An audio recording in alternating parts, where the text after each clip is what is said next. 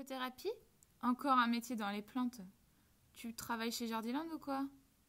En vrai, tu peux pas nous expliquer ce que c'est? L'ergothérapie est un métier paramédical complexe. Nous allons vous montrer pourquoi. Nous travaillons auprès de toute la population. En pédiatrie, de 0 à 20 ans. Pour les adultes et les personnes âgées.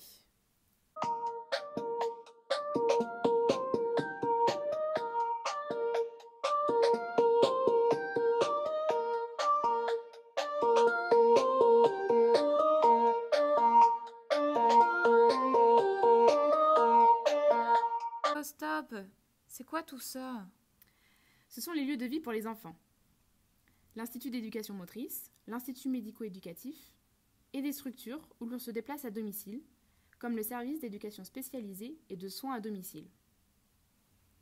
Ensuite, ce sont des lieux de vie pour adultes, avec les foyers d'accueil médicalisés et les maisons d'accueil spécialisées, ou à domicile, avec le service d'accompagnement médico-social pour adultes handicapés. Pour les personnes âgées, on travaille en établissement d'hébergement pour personnes âgées dépendantes. En gros, ce sont les maisons de retraite. Ou dans des pôles d'activité et de soins adaptés et en équipe spécialisée Alzheimer. D'accord. Et pourquoi ces personnes sont dans ces établissements? Toutes ces personnes sont en situation de handicap. Cela peut être un handicap cognitif, sensitif, moteur, mental ou psychique.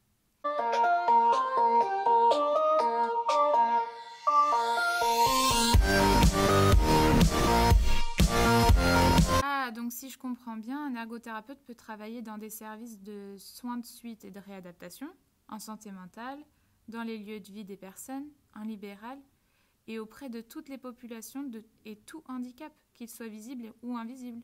Il faut savoir aussi que les ergothérapeutes ont un champ d'intervention très large.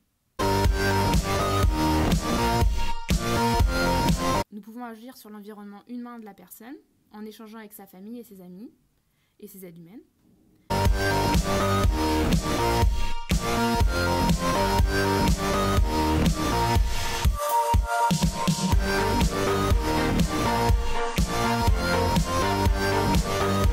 Ainsi que sur l'environnement matériel, avec le domicile, le véhicule de la personne et ses aides techniques. Donc vous agissez sur l'environnement de la personne et quoi d'autre? Notre travail s'appuie sur 4 grands domaines.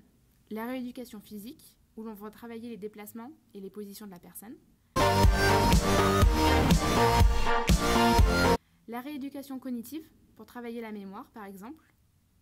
La réadaptation, où l'on va adapter une activité pour que la personne puisse la faire malgré les obstacles. La réinsertion, pour permettre à la personne de s'insérer dans sa famille ou de la société. Et la réhabilitation, pour permettre à la personne de retrouver une place dans son milieu de vie. En fait, vous pouvez agir sur tout problème dans la vie d'une personne. Et vous faites comment concrètement pour aider les personnes?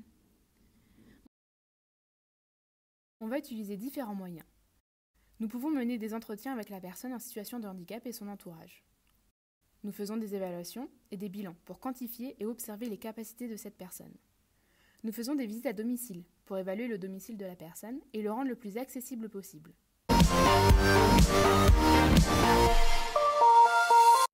Nous pouvons faire des mises en situation de la personne dans son milieu de vie pour l'entraîner sur les activités où elle a des difficultés. Et enfin, nous pouvons préconiser des aides techniques.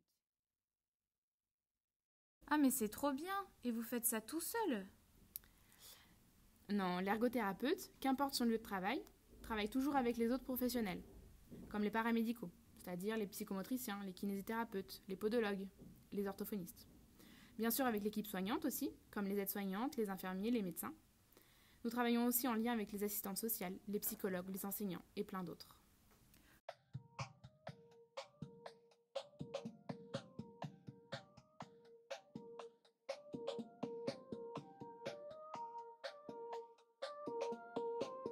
Ça fait beaucoup d'informations tout ça. Tu peux reprendre en une phrase? En gros, l'ergothérapie, c'est aider les personnes en situation de handicap à retrouver leur indépendance et leur autonomie par l'activité en prenant en compte leur environnement.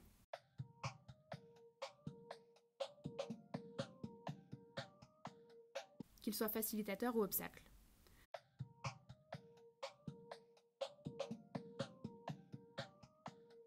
Tout ça pour que ces personnes puissent participer aux activités qui ont du sens pour elles, afin d'avoir une meilleure qualité de vie. Et si je veux me renseigner un peu plus sur ce métier, je fais comment ? Eh bien, tu peux te rendre sur Légifrance ou sur le site de l'ANFE où tu pourras consulter l'arrêté du 5 juillet 2010.